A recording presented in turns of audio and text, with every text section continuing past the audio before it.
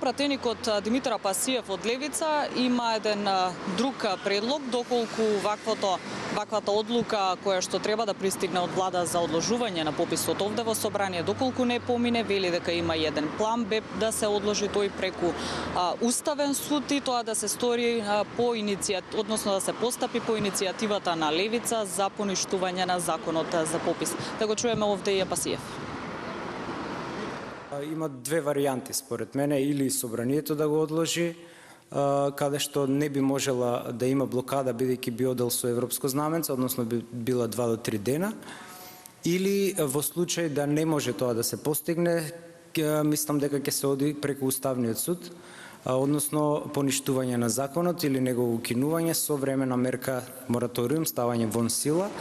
Впрочем, таква историја веќе имавме кога се распушти собранието, па потоа со одложено дејство се обидоа да продолжат и во таа ситуација тогашниот пратеник Џафери има поднесена иницијатива која што Уставниот суд ја усвои.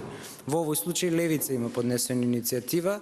Значи тоа се двете варијанти. Бидејќи станува збор за закон, не може владата сама да го одложи.